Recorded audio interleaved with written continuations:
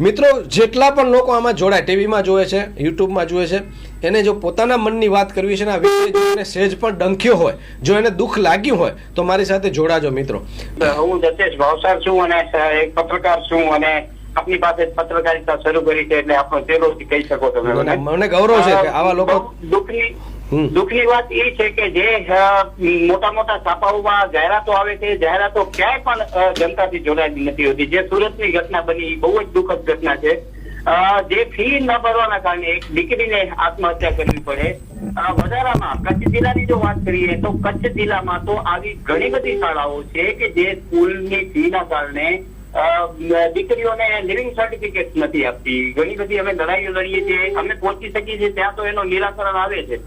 તો ક્યાં આનામાં વાત આવી બેટી બચાવોની? બેટી બચાવવા માટે જે આપણો બંધારણીય અધિકાર છે એ તો આપણી દીકરીઓને આપવું જ પડશે. અને જો દીકરીઓ ભણશે નહીં તો અધિકાર ક્યાંથી મેળવશે દીકરીઓ? એટલે જે ભારતના બંધારણમાં આપણે અધિકાર મળેલો છે રાઇટ ટુ એજ્યુકેશન નો, એ એજ્યુકેશન નો અધિકાર જમીન પર તો ક્યાંય છે જ નહીં. આપણે ભુજની ખાસ વાત કરું તો ભુજ શહેરની વસ્તી અંદાજે 4 થી 5 લાખની હશે અને હાઈસ્કૂલ માત્ર સરકારી 2 જ હાઈસ્કૂલ છે. એક છે ઇન્દ્રાબાઈ ગર્લ્સ હાઈસ્કૂલ અને બીજી છે ઓલ્ફેડ હાઈસ્કૂલ. ઇન્દ્રાબાઈ ગર્લ્સ હાઈસ્કૂલ છે એ પણ કોંગ્રેસના સમય બની, ઓલ્ફેડ હાઈસ્કૂલ રાજાશાહીમાં બની. તો સર સરકાર જી દતેશભાઈ. હા, હવે એનામાં જો દીકરીઓને આપણે અધિકાર ભણાવતા નથી તો આપણે ક્યાં બેટી બચાવો બેટી ભણાવો નારા આપણે ગમે એટલા દેતા હોઈએ, પણ જમીની સ્તર ઉપર શું છે? આજે શિક્ષકો નથી સ્કૂલોમાં, આજે સ્કૂલોમાં ઇન્ફ્રાસ્ટ્રક્ચર નથી, તો એ આપણે ક્યાંથી આપણા ભવિષ્યનું નિર્માણ કરશું? અને માત્ર ફી ની બાબત છે. જો રાઇટ ટુ એજ્યુકેશન આપણો મૌલિક અધિકાર છે તો ફી તો હોવી જ ન જોઈએ. સરકારી શાળામાં તેની ફી સરકારે જો વ્યવસ્થા ઉભી કરી હોય તો પ્રાઇવેટ શિક્ષણ માફિયાઓ ખુલ્લા પાડ્યા ન હોય. જેમાંથી આપણે ધ્યાનમાં હશે અને કચ્છના લોકોને પણ ખબર હશે ને આખા ગુજરાતની એક સ્થિતિ છે કે મોટા ભાગની શાળાઓ જે ખાનગી શાળાઓ છે એ રાજકારણીઓની જ શાળાઓ છે. એટલે શિક્ષણને ધંધો બનાવીને બેઠા છે અને જો એ ધંધો કરવો હોય તો જલેબી ગાંઠિયા વેચે ને, એ દુકાનો કરીને વેચે, પૂરી શાક વેચે, ચા બનાવીને વેચે. પરંતુ જો શિક્ષણને ધંધો કરીને બેઠા હશે તો આપણે આપણા ભવિષ્યનું નિર્માણ કઈ રીતે કરીશું? આ ખૂબ જ અગત્યનો પ્રશ્ન છે. કેમ કે જો સરકાર આપણે શિક્ષણ જ નથી આપી શકતી તો આપણે સરકારને શા માટે ટેક્સ આપીએ છીએ? એટલે આ બહુ ગંભીર મુદ્દો છે. તમારી આ પહેલને હું બિરદાવું છું અને આમાં ગમે ત્યારે લડત લડવી હશે તો આપણે સાથે મળીને લડશું. પરંતુ રાઇટ ટુ એજ્યુકેશન તે આપણે મેળવવો જ પડશે, નહીતર છાસવારે આવી ઘટનાઓ બનશે ને આપણે કાર્યક્રમો કરશું પણ એનાથી અમુક લોકો જાગૃત થશે, પરંતુ સત્તાના કાન જે આંબળવા જોઈએ એ આપણે હજી સુધી નથી આંબળવા. એ પણ મને એવું લાગે છે. જી ખૂબ ખૂબ આભાર દતેશભાઈ. લડત કરવી પડશે કારણ કે રાઇટ ટુ એજ્યુકેશન આપ પણ જે છે જર્નાલિસ્ટ છો અને આ બાબતે જે છે આપણે લડત બધા લોકો, રાજકીય ક્ષેત્રના લોકો કરવી પડશે, આરટીઆઈ એક્ટિવિસ્ટો કરવી પડશે. અને જો લડત નહીં કરીએ ને તો ફરી પાછું આપણે પ્રાયશ્ચિત કરે પ્રજા.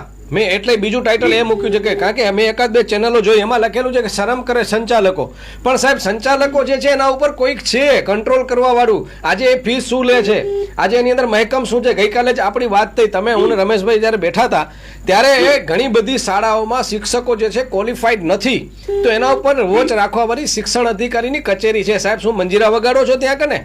એટલે આ જી મીડિયાની ભૂમિકા પણ મને ક્યાંક શંકાસ્પદ લાગે કે શરમ કરો સંચાલકો પણ શરમ કરો સરકાર.